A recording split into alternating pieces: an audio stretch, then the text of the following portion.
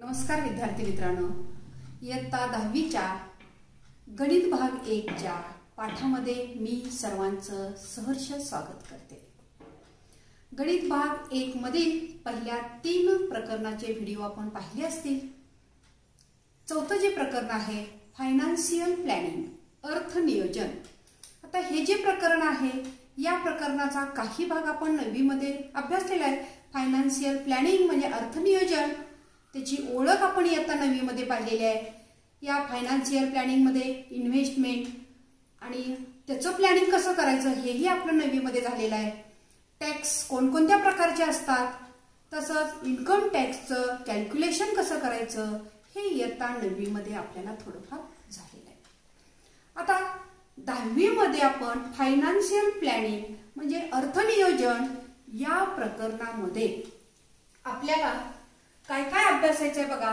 तर याच्यामध्ये नवीन टर्म आहे आपल्याला जीएसटी इंट्रोडक्शन, म्हणजे जीएसटी ची ओळख आपल्याला अभ्यासायची आहे।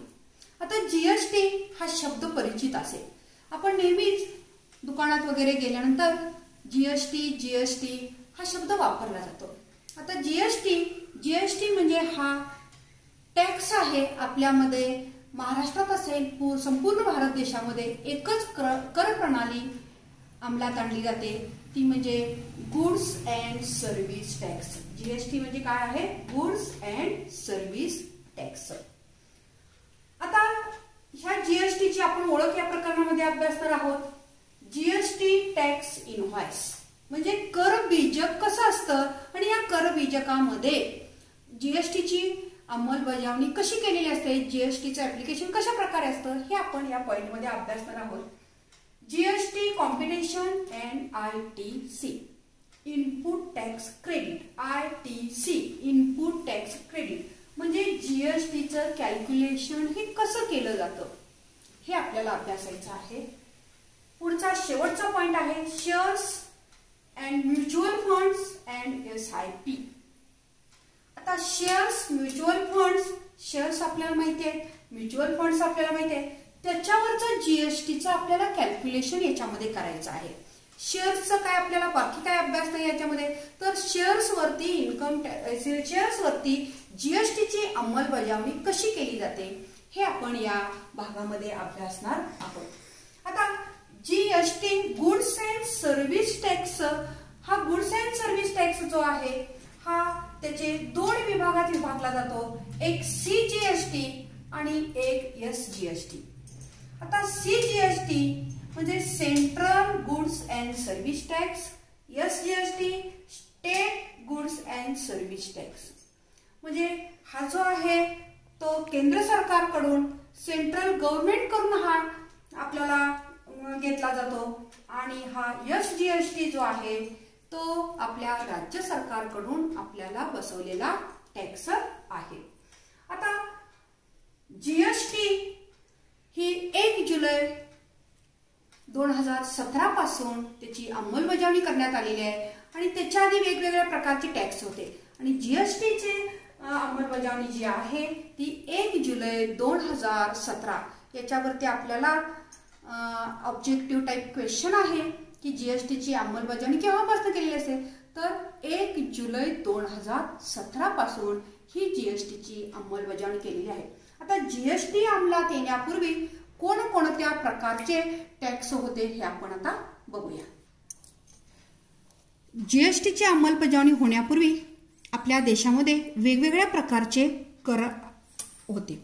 त्यामध्ये हा एक्साइज ड्युटी, उत्पादन शुल्क आहे, फॅट मूल्यवर्धित कर आहे, सीएसटी केंद्रीय विक्री कर आहे, त्याच पद्धतीने सर्व्हिस टॅक्स असायचा, कस्टम ड्युटी सीमा शुल्क वापरले जायचा, त्याच पद्धतीनं सेंट्रल सरचार्ज अँड सेस म्हणजे केंद्रीय अधिभार व उपकर होता, लक्झरी टॅक्स, ऐषाराम कर, एंटरटेनमेंट टॅक्स करमणूक कर आणि ऑक्ट्राय, त्याचबरोबर हा जकात हा वापरला जायचा, सीएसटी केंद्रीय विक्री कर, पुढं सीव्हीडी जो आहे हा काउंटर व्हॅल्यूइंग ड्युटी जी आहे हे अधिकचे सीमा शुल्क आणि स्पेशल ॲडिशनल ड्युटी एसएडी म्हणजे विशेष सीमा शुल्क। म्हणजे हे वेगवेगळ्या प्रकारचे टॅक्स होते जीएसटीची अंमलबजावणी होण्यापूर्वी. हे सगळे टॅक्स बाजूला काढले गेले आणि फक्त एकमेव टॅक्स हा जीएसटी हा आपल्यावरती आता लादलेला आहे. आपल्यावरती त्याची अंमलबजावणी ही केली जाते. आता टॅक्स इनव्हॉइस कर बीजकाचं आपण एक उदाहरण. थोडक्यात हे कर बीजक म्हणजे काय आहे तर आपण एखाद्या दुकानात गेल्यानंतर आपल्याला पावती दिली जाते. ही थोडक्यात कर बीजक म्हणजे हे एक पावती आहे. आता tax invoice of goods purchase sample दिलेलं आहे, एक उदाहरण दिलेलं आहे. त्याच्यामध्ये कसं असतं बघा, आपली पावतीचा तुम्ही जर चांगला अभ्यास केला तर सप्लायरचं नाव आहे A to Z sweet mart, त्याचा पत्ता दिलेला आहे. त्याच्यानंतर इनव्हॉइस नंबर GST/110 म्हणजे हा इनव्हॉइस नंबर हा दिलेला आहे. त्याचनंतर इनव्हॉइस डेट म्हणजे पावतीचा हा क्रमांक आहे आणि ही पावती किती तारखेला झाली हे आपल्याला इथं दिलेलं आहे. त्याच्यानंतर इथं कोपऱ्यात एक जीएसटीएन नंबर आहे. हा जीएसटीएन नंबर हा प्रत्येक व्यापाऱ्याला असतो. आता हा प्रत्येक व्यापाऱ्याला म्हणजे काय, आता भाजी विक्रेते वगैरे यांच्यासाठी हा नाहीये, तर ज्यांचे उत्पन्न बघा जीएसटीएन हा कोणासाठी कंपल्सरी आहे तर ज्यांचे आदल्या वर्षीचे उत्पन्न प्रिव्हियस फायनान्शियल इयरचे उत्पन्न जर 20 लाखापेक्षा जास्त असेल तर त्यांना हा जीएसटीएन नंबर, म्हणजे ज्या व्यापाऱ्याची मागील वर्षातील उलाढाल जी आहे ती 20 लाखापेक्षा जास्त असते त्यांना हा जीएसटीएन नंबर घेणं हा गरजेचा असतो. आता हा जीएसटीएन नंबर किती अंकी आहे बघा. हा जो जीएसटीएन नंबर आपल्याला दिलेला आहे त्याच्यामध्ये 15 अंक अक्षर आहेत. मोजून बघितले तुम्ही इथून 27 पासून सुरुवात करून शेवटी 5 पर्यंत, तर हे 15 अंक अक्षर आहेत. अल्फा न्यूमरल्स आहेत. म्हणजे काय तर ह्याच्यामध्ये अंक आहेत, त्याचबरोबर ह्याच्यामध्ये अक्षर वापरलेली आहेत. आणि याचा आपण अभ्यास करत असताना पहिलं जे 27 आहे हे पहिलं 27 हे 2 अंकी आहे. हा राज्याचा संकेतांक आहे. राज्य संकेतांक म्हणजे महाराष्ट्रासाठी हे 27 वापरलेलं आहे. कर्नाटक असेल तर कर्नाटकासाठी वेगळं आहे. म्हणजे जीएसटीएन नंबरचा तुम्ही एखादा जीएसटीएन नंबर तुम्हाला आला आणि त्याच्यात जर 27 असेल तर तुम्हाला ही आपल्या महाराष्ट्रातील व्यापाराची नोंदणी आहे हे तुम्हाला लक्षात येईल.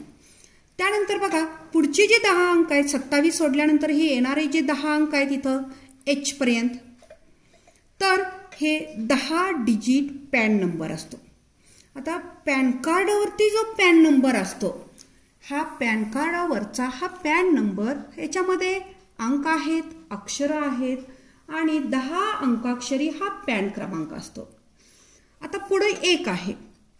1 कुणासाठी आहे, समजा एक व्यक्ती आहे आणि त्याचं पहिला जो व्यापार आहे त्यानं पहिल्या व्यापाराची नोंद केली असेल तर तो 1 असतो. दुसरा व्यापार असेल त्याचा दुसरा म्हणजे त्याला जीएसटीएन नंबर घ्यायचा असेल, दुसरा धंदा त्याला सुरू करायचा असेल त्यावेळी इथं 2 असणार आहे, 3 असणार आहे. असं या प्रकारे 9 अंकापर्यंत हे येणार. 9 अंकाच्या पुढे ते काही अक्षर देतात. त्याच्या पुढचा काही आपल्याला अभ्यास करायचा गरज नाही, फक्त हे माहिती असावं म्हणून सांगितलं. 1 कशासाठी आहे तर त्याचा रजिस्ट्रेशन नंबर असतो, नोंदणी क्रमांक असतो.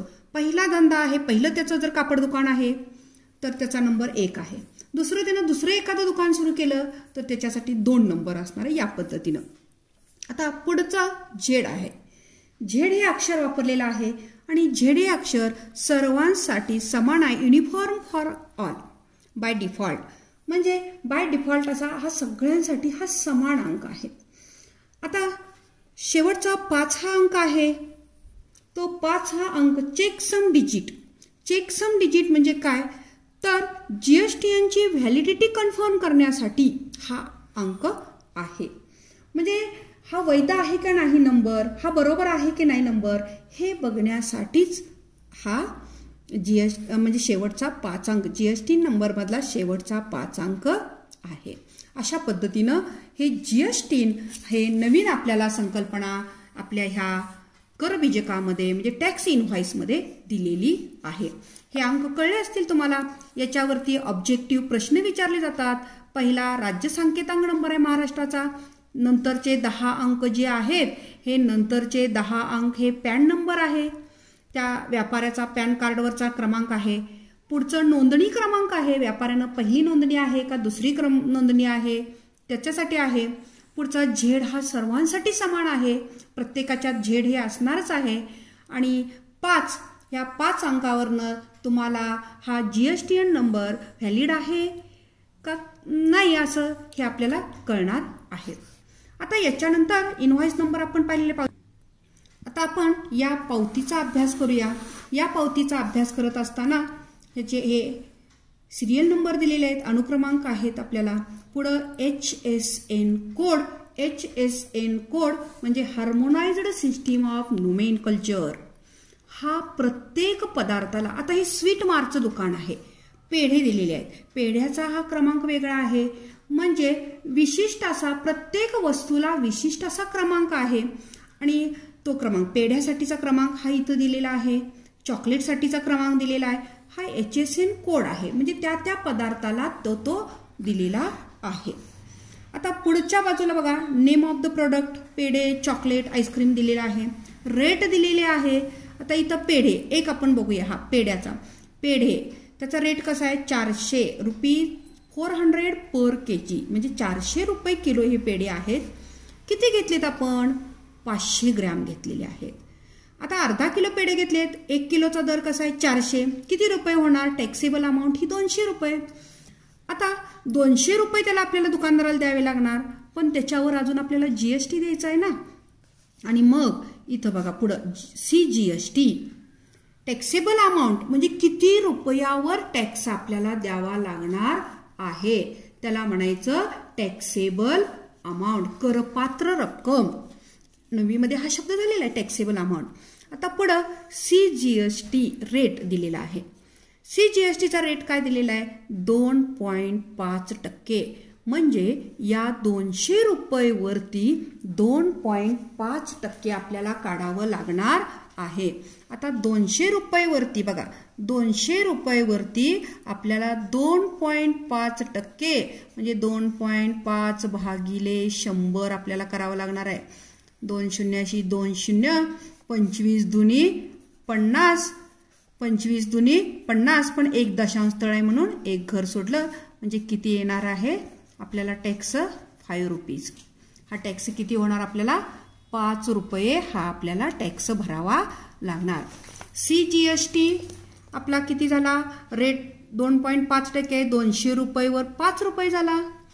SGSTचा आणि CGSTचा रेट हा नेहमी सारखा असतो.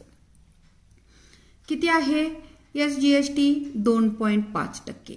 मग 200चा 2.5% काढलेला आहे आपण, किती आलं, 5 रुपये आलं.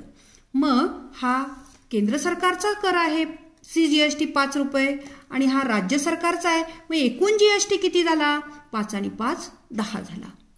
आणि मग एकूण रुपये किती लावे लागणार A to Z स्वीट मार्टला आपल्याला, तर हे 200 रुपये आणि हे टॅक्सचे 10 रुपये, म्हणजे 210 रुपये आपल्याला द्यावे लागणार. आता पुढं दुसरं आहे चॉकलेट. चॉकलेटचा हा GSTN नंबर इथं दिलेला आहे. त्यानंतर चॉकलेटचा रेट दिलेला आहे, क्वांटिटी 1 बार, 1 वडी असं दिलेलं आहे आपल्याला. 1 बार आपण घेतलेला आहे चॉकलेटचा, आणि त्याचे टॅक्सेबल अमाऊंट किती झालेले आहे, 1 बारला 80 रुपये आहे. तर 80 रुपये टॅक्सेबल अमाऊंट झालेले आहे, म्हणजे करपात्र रक्कम 80 रुपये आहे.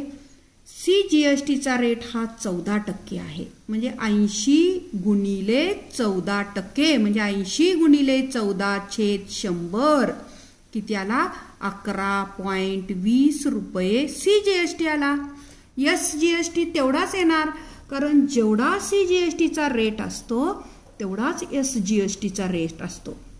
आणि मग एकूण GSTचा रेट किती होतो, ह्या दोन्हीचा मिळून 14 आणि 14 28, GSTचा रेट किती येणार, 28.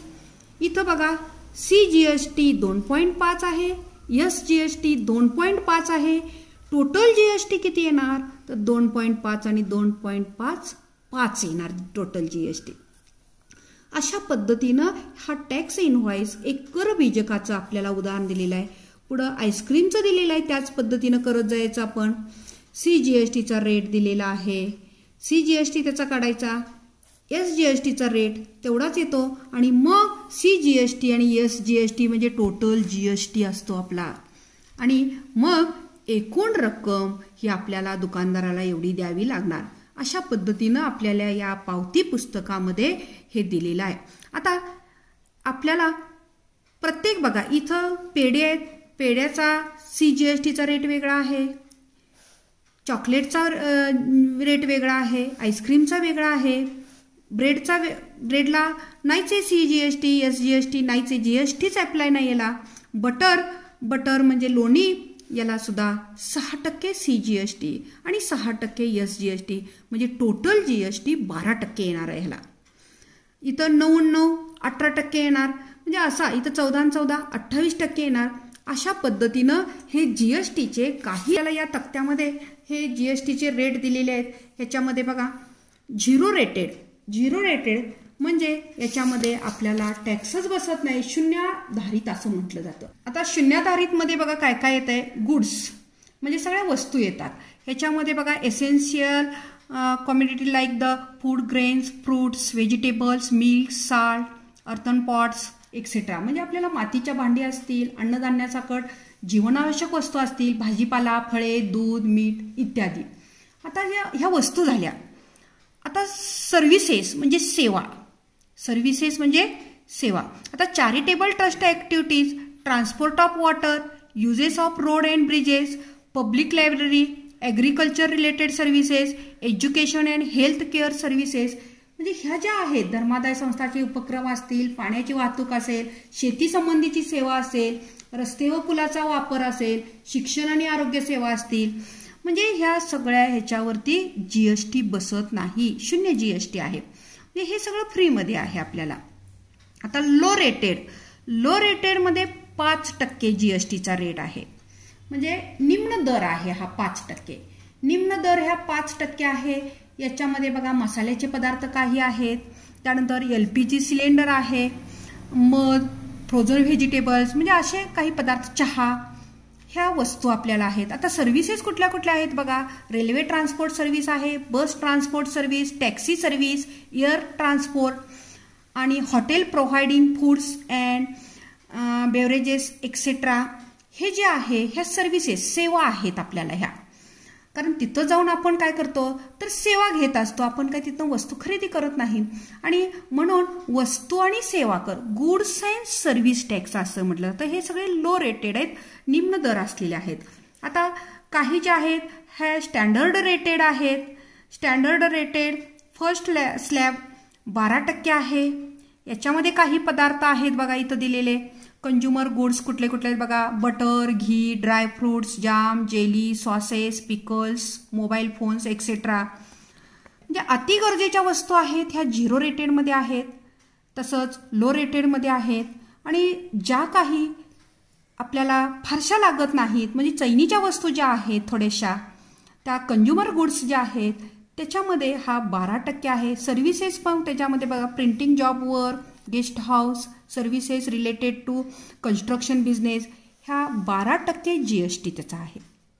मग ह्या 12% कसं येणार आहे आपल्याला, CGST 6% आणि SGST 6%. आता स्टँडर्ड रेटेड सेकंड स्लॅब जो आहे, स्लॅब 2 जो आहे त्याच्यामध्ये 18% आहे. 18%तलं 9% CGST आणि 9% SGST आहे. आता गुड्स बघा, कुठल्या कुठल्या वस्तू, marble, granite, perfumes, metal atoms, computer, printer, monitor, CCTV etcetera. आणि सर्व्हिसेसमध्ये बघा आपल्याला कुरिअर सर्व्हिसेस आहे, outdoor catering, circus, drama, cinema, exhibitions म्हणजे यासारख्या ज्या वस्तू आहेत ह्या काही नित्य गरजेच्या वस्तू नाहीत. आणि ह्या अशा आपल्याला ज्या काही वस्तू ज्या आहेत त्या वस्तूंना आपल्याला 18% आपल्याला GST आहे.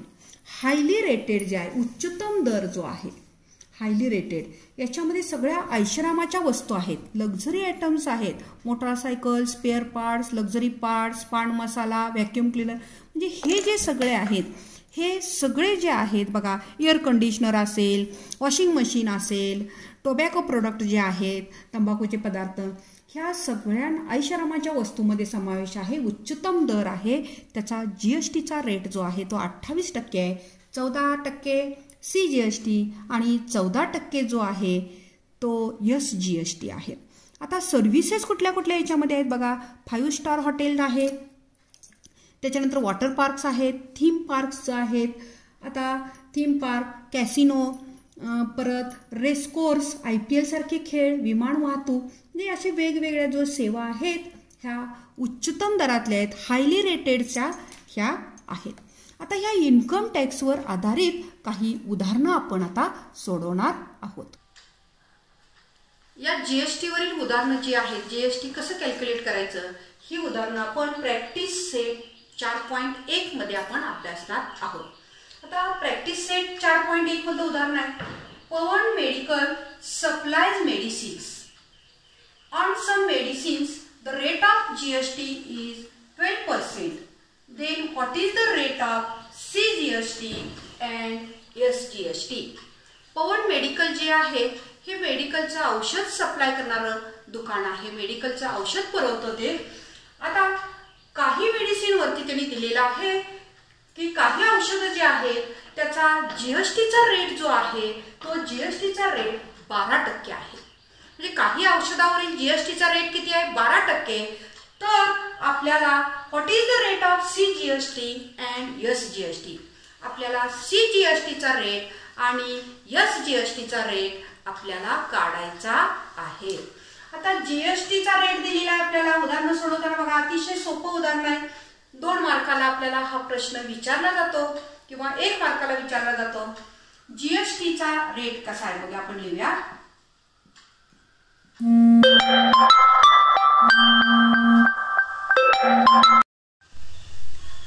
या उदाहरणामध्ये आपल्याला रेट ऑफ GST 12% दिलेला आहे.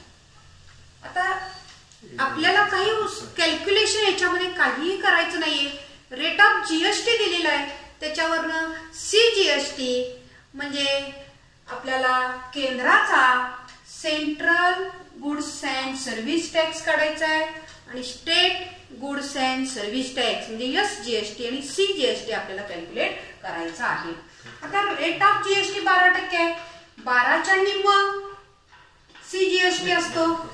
12च्या निम्म म्हणजे 12/2 बरोबर किती येणार? 6% येणार. हा काय झाला? CGST. आणि म्हणून rate of SGST, rate of SGST बरोबर 6%. कारण दोन्हीही रेट हे सारखेच असतात. CGSTचा आणि SGSTचा रेट हा सारखाच असतो आणि म्हणून आपल्याला दिलेलं जे आहे त्याच्या निम्म करायचं. आता समजा CGST 6% दिला असेल तर SGSTचा किती विचारतात? 6%. आणि मग GST किती विचारतात? तर हे दोन्ही मिळून किंवा याच्या डबल 6×12 हा GST. म्हणजे असं आपल्याला 1 मार्काला किंवा 2 मार्काला हा प्रश्न आपल्याला विचारला जातो. आता पुढे बघा काय दिलेलं आहे. Messrs real paint sold 2 tins of luster paint and taxable value of each tin is ₹2,800. If the rate of GST is 28%, then find the amount of CGST and SGST charged in the tax invoice. आपल्याला कर विधेयकातील CGST आणि SGST आपल्याला काढायचा आहे. दिले काय तर आपल्याला ह्या रियल पेंटचे 2 रंगाचे डबे विकलेले आहेत. आता 2 डबे विकलेले आहेत. टॅक्सेबल व्हॅल्यू प्रत्येकाची करपात्र रक्कम, एका डब्याची करपात्र रक्कम किती? 2800 रुपये. म्हणजे एका डब्याची 2800 आहे. तर आपल्याला 2 डबे विकलेले आहेत त्यांनी. पहिल्यांदा आपल्याला 2 डब्याची रक्कम काढावी लागणार आहे किंमत. आणि मग रेट ऑफ GST दिलेला आहे आपल्याला 28%. आता काढायचं आहे काय? CGST आणि SGST. मग ह्या GSTच्या रेटवरनं आपण CGSTचा रेट काढायचा आणि SGSTचा रेट काढायचा आणि ते अमाऊंट आपण काढायची आहे. अतिशय सोपं उदाहरण आहे बघा. 2 डबे घेतलेले आहेत. आता आपण पहिल्यांदा एका डब्याची किंमत लिहूया. Cost of 1 T. किती दिली आहे एका डब्याची किंमत? 2800 रुपये. एका डब्याची किंमत 2800. म्हणून कॉस्ट ऑफ 2 टी किती येणार आहे? याच्यात डबल येणार. 2800 अधिक 2800 किंवा 2800 गुणिले 2 बरोबर किती येणार आपल्याला? 5600 रुपये. 28 दुनी 56 आणि ही 2 शून्य. आता कॉस्ट ऑफ 2 टी झालेला आहे आपल्याला. त्याच्यानंतर आपल्याला रेट ऑफ जीएसटी दिलेला आहे.